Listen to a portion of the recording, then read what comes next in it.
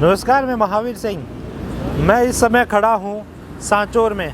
मेरे पीछे आप देख रहे होंगे सांचौर का यह मुख्य हाईवे है। आज हम सांचौर आए थे और जिस पल का सबको इंतज़ार था कि सांचौर में आखिर देवजी पटेल के टिकट पे नाम आने के बाद बीजेपी में जो बगावत शुरू हुई थी उसका आगे क्या हुआ।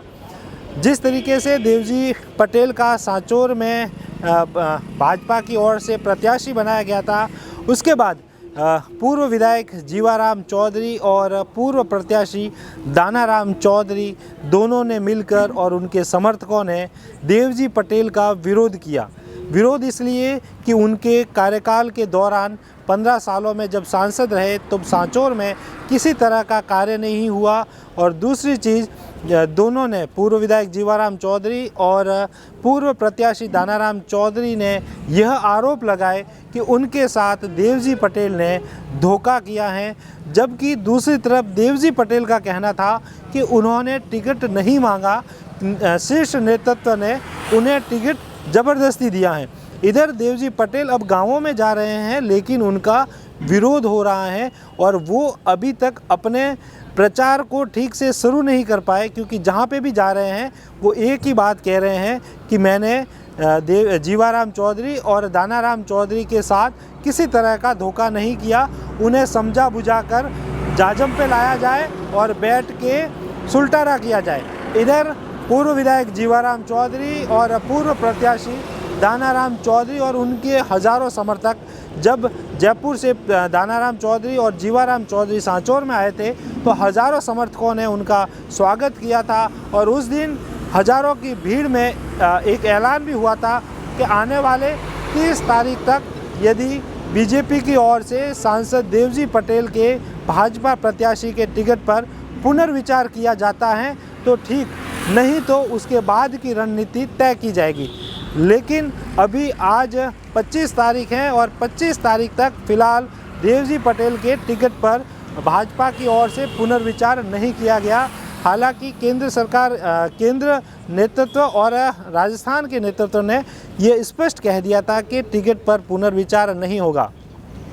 उसके बाद अब सवाल उठता है कि जीवाराम चौधरी और पूर्व प्रत्याशी दानाराम चौधरी और उनके समर्थकों की ओर से आगे की रणनीति क्या होगी। तो मैं आज बताऊं कि आज 25 तारीख है और अभी शाम को एक बहुत बड़ा ऐलान हो गया है कि 31 तारीख को सांचौर में महापंचायत बुलाई गई है। यह तारीख की घोषणा कर दी गई है और 31 तारीख को महापंचायत होगी सांचौर में। पूर्व विधायक जीवाराम चौधरी और पूर्व प्रत्याशी दानाराम चौधरी के समर्थकों की एक विशाल महापंचायत होगी और जिसमें यह निर्णय होगा कि अब 31 तारीख के बाद क्या किया जाए। सांचौर में देखा जाए तो राजस्थान की सबसे हॉट सीट बनी हुई है, क्योंकि यहाँ पर जो प्रत्याशी हैं बीजेपी से वो 3 बार के सांसद है जालोर सिरोही के देवजी पटेल, और दूसरी तरफ कांग्रेस ने टिकट दिया है, मौजूदा विधायक हैं जो सुखराम विश्नोई, उन्हीं को दोबारा सांचौर से कांग्रेस ने मौका दिया है।